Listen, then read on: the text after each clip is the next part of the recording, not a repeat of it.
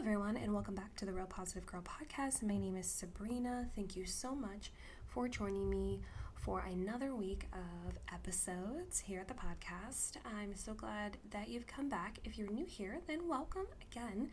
I'm so glad that you've decided to check this out. I love to talk about anything mental wellness, and some of the topics I talk about might seem very specific for mental wellness, and other ones, like today's, might seem a little far-fetched from that, but I always make a point to let you know how it all weaves in together, because I feel like, just talking about our emotions or talking about the struggles with certain behavioral health issues, yeah, that's definitely helpful, but there are other things in our everyday lives which I love to focus on, how we can make our everyday lives better. Like today's topic will really help you just to refocus in and, have a better day-to-day, as well as just a general overview of our life. So anyway, happy Monday. Welcome in. I am so happy that it's the beginning of another week. I think I've mentioned before, I really like Mondays. I like Thursdays, I like Fridays, and the weekend. So I guess that really just means that I don't like Tuesday, Wednesdays. Yeah, I just don't like Tuesdays and Wednesdays. So anyway, I hope that you are having a good week so far. If your day has just begun, then I hope that you're able to just go into your day with a great positive mindset to get things done, to be focused. If your day is in the middle or towards the end, I hope that it's been really good, really awesome. And if you have been struggling today, I hope that you will take your 5-minute reset time, which is, if you're not familiar with that, is to just take 5 minutes of your own time to be alone, to just find some peace and some rest, and to de-stress, reset, come back to baseline, and figure out what you need to do to be able to walk away for the rest of the day, to have a good day, just to be able to have that positive mindset, or at least have a neutral one, so you just feel, okay about the rest of the day. You're not going to throw it all away. You're going to find the best. You're still going to be grateful for the rest of the day. You're going to make the best of it as much as you can. I'm not saying you have to be the most positive person in the world at all whatsoever. You just need to just try to be just neutral and not want to just throw it all away, So anyway, I hope that everyone's day is going well. This week, we are going to be talking about creating smart goals. And I think it was a couple weeks back where I talked about creating SMART goals. In one of the weeks, I forget what I was talking about, to be honest, and I didn't look it up before I came to record today, but I just thought it would be really important to talk about creating SMART goals. And when I talk about SMART goals, I'm talking about very specifically the formula that was not created by me, but I will put it in the show notes who it was created by. I can't remember off the top of my head. I know that sounds really unprofessional, but I just honestly, I can't remember. But creating SMART goals, so we are going to go through all 5 of the SMART ways to make goals. So today we're going to be talking about being specific about your goals, but the rest of them are specific, measurable, attainable, realistic, and timely. So those are the things we'll be going through this week. I don't normally share everything that we're going through the whole week, but if you're familiar with the SMART goals technique formula, then you already know. But I'll be breaking all of those things down over the week, and you might be asking yourself, what the heck does this have to do with mental wellness? Well, I think it's important for us to learn how to create goals in the best way that we can, so that we're able to accomplish the things that we would love to go after and attain, and just it helps us feel good about ourselves. It helps us actually get farther along in the journey that we're creating for our lives. It helps us to just actually accomplish things and move forward, as opposed to just being stagnant or working backwards, or moving backwards. So I think it's really important to, if you're having a hard time knowing how to create goals, or goals that you've created in the past just don't work out for whatever reason, this might help you. So again, today is Monday, happy Monday, and today we'll be talking about being specific with your goals. So let's go ahead and just jump right in. And also, one more thing before I jump right in, these episodes this week will be probably pretty short, a lot shorter than last week, when we were talking so very specifically about codependency, and those episodes were long. So these ones are going to be more short, more like to the point. So That might actually be refreshing for the week. So, okay, let's jump right in. I love this whole idea on how to create and maintain goals for yourself. It really is such a great formula. It takes a lot of confusion out of creating goals and gets you off on the best start. And honestly, I don't think there's anything wrong with following like a formula for how to do stuff. You're not necessarily locked in to that formula, but it definitely helps you to stay on track, stay in line, kind of actually, it's like a question and answer thing. So you're really figuring out like what you need to do next and how you need to go about it without the extra confusion, without knowing where to start, without being able to use the excuse that you don't know what you're supposed to be doing. I really do enjoy a good formula. So, and I just want to mention that this formula may not work for you or be something that seems like the most fun, but I do believe that breaking things down into categories and understanding why and how to do things best is really helpful. So, I would say don't be offended if you've already tried this method and it didn't work for you. That's totally fine. I would say just, maybe you'll want to listen to this and get a different perspective from me of how I break it down, or maybe you won't. Maybe you'll just want to skip these ones this week. It doesn't matter. I'm not going to be offended. I'm just here to offer advice and how to go about things to make your life better. So whatever it is, do what's best for you. You do you, boo. Now, the first part of this formula is about being specific about your goal. You need to truly define what your goal is, as this will help you to stay focused on it. So there's nothing worse than creating a goal and then just having it be super vague, super just generalized. You're like, okay, I want to become a runner, or you're like, okay, I want to run a race. Okay, that's great. That's a good goal. It's actually a goal that I had at one point. But then okay, well, what race do you want to run? How far do you want to run? Are you already in race shape? Have you already been running so you'll be able to do it sooner than later? Or, need to take a step back and realize, okay, you're not really a runner. You've never really run in your life. So you'll need to build up some sort of training plan, or maybe you don't know how to do that, then you have to find resources on the internet, or maybe you'll go talk to someone, get a coach, get a trainer, go to a running store, figure that out.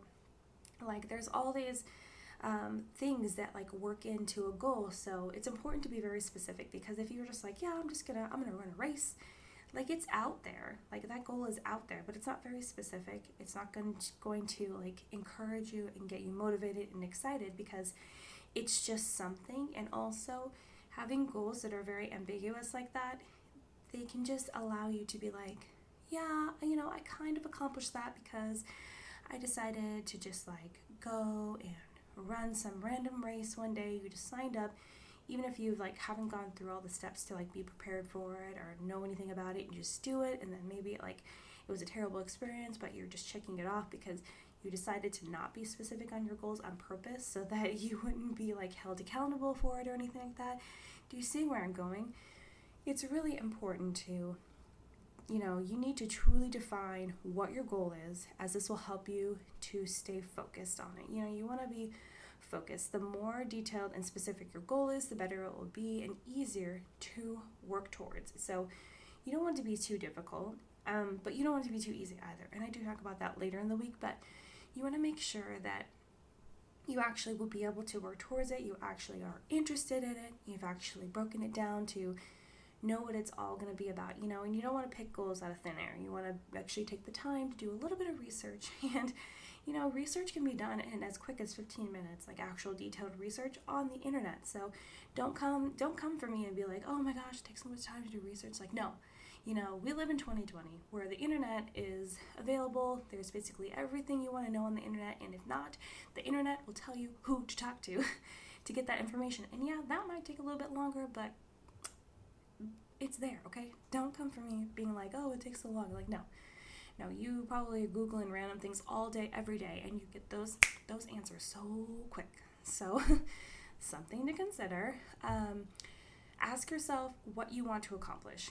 Take some time to write down what the end result will be and how it will feel to have accomplished your goal. So I if you are not new here, you know that I am a big advocate of taking the time to actually write things down and to make lists. And it really helps you to evaluate like what's going on in your mind, like kind of like jot it down. So whether it's like a notepad in your phone, an actual notepad or journal in person, maybe it's like a spreadsheet on your computer, like it doesn't matter what it is. You will be able to, or maybe you just like voice notes. Like I know some people are into that. You need to be able to get all that stuff out so that you can like look at it as a whole and really like decide like, okay, what does this mean? How can I bring this all together? Or maybe there's a lot of like little things that all can bundle into like one goal that you didn't realize were like all related. You can like bring all those together. But I think it's super important to actually take the time to write things down, type it out, and think about like how it would feel to accomplish that goal. So let's say you want to run a race and you actually like define it and you're specific. Like I want to be able to run a 5K for, I don't know, like here we have like the Shamrock Run. So you want to be able to run a 5K for the Shamrock Run, which is in March, because it's for like St. Patty's Day. And let's say that right now it's November, right? So you're like, okay, I think I have enough time to train for this and think about, and then you want to like take a step back and be like, okay, well, how will it actually feel to accomplish this goal? And will you feel proud of yourself? Will you feel like it'll attribute to any sort of weight loss goals that you may have, or just fitness goals, health goals in general? Will it are you doing it for like charity? Because I've done charity runs in the past, so maybe you're just in it for charity and you're like running to contribute to some sort of dollar amount by running or just being in the race. Whatever it is, just think about how it'll feel when you're done with that goal, when you've actually accomplished it. And that could be like a feeling that you're chasing that could continually motivate you over the time period of building up to accomplishing that goal. But I think it's important to think of it through the different stages of like, maybe you've never run in your life, so you need to build up to being able to run for like 10 minutes without stopping, and then 20, and then 30. And I honestly can't remember. I think usually it's like 30 to 40 minutes to run a 5K if you're running at like a very, easy pace, about like a 10-minute pace, which is like the pace that I typically like to run at because I don't like to run really fast or anything. I'm not a sprinter. So yeah, just think about how you feel as you accomplish those different things, and then how you will feel when you accomplish the whole thing at the end. Using questions like who, what, where, when, why, and how will lead you down the right mindset. So that if you're struggling to figure out how to make your goal more specific, like let's say you want to be like the best salesperson in your office, like that's not a very specific goal. So you want to be like, okay, who do you want to be? You want to be the top salesperson. What do you want to be? You want to be someone that is recognized as the top salesperson. Where? Is this at your work, or is this like for like some sort of side charity hobby thing that you got to do? You got to decide where that is. Maybe it's at church, and you're all competing against each other to sell something to give back to the church. How will you accomplish this goal? Will you get out and tell more people? Will you create some sort of like special marketing plan? Will you get on the internet and really boost yourself up? Will you go door to door? How are you going to do it? And then why are you doing this? Like, why is it going to be better for you in the end? What is it going to bring you in the end? Why is this important to you? Why does this even matter to you in your life? So I think that if you're struggling to, make your goal more specific, think about those questions: who, what, where, when, why, and how. And those are very classic questions, to really like narrow things down. But I just wanted to bring that to your attention if you were struggling in that. I do want to point out that the why question is one of the most important ones to ask yourself. Among any other question that you ask yourself, you have to know the why behind what you're doing. And that's with anything. So, outside of like creating goals, which is what we're talking about this week, you want to know why you're doing anything in your life. Why are you working at the job that you're working at? Why are you deciding to work out every single morning?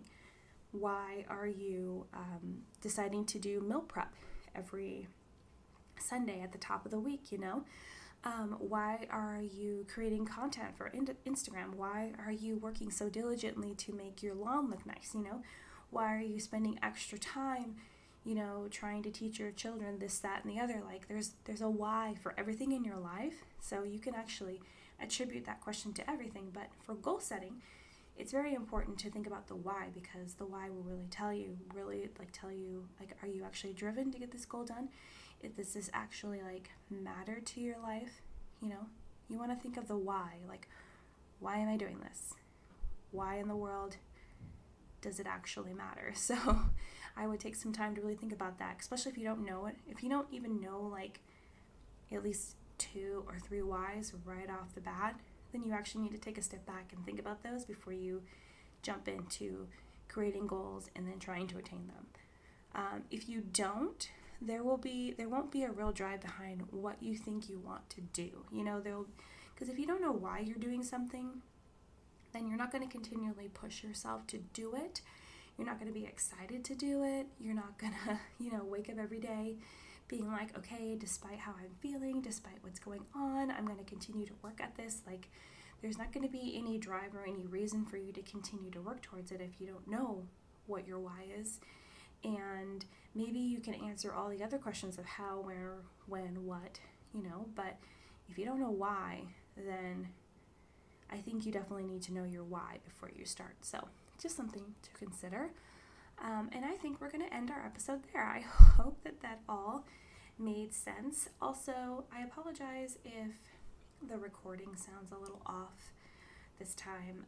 This week I have to record in a different space in my home, and I'm trying to adjust it to sound as good as it normally does, which is still subpar because of where I live and how everything's set up, blah, blah, blah. So I apologize if it sounds a little off, but I hope that it sounds okay. So again, happy Monday. Thank you so much for listening to the Real Positive Girl podcast with me, Sabrina. If you really enjoyed this episode, I encourage you to share it with others. And take a look at the description box for all the notes for the show, so you're able to follow along, or if I sped through something too quickly, you can go back and go over it. Also, if you look in the notes, you can see where you can find me on Instagram, or if you want to send me an email with any questions, comments, concerns, prayer requests, whatever it is. So thank you so much for joining me again for this episode. I hope you come back for the rest of the episodes for this week, talking about creating smart goals. But until then, I hope you have a good one. Happy Monday, and I'll see you next time. Bye.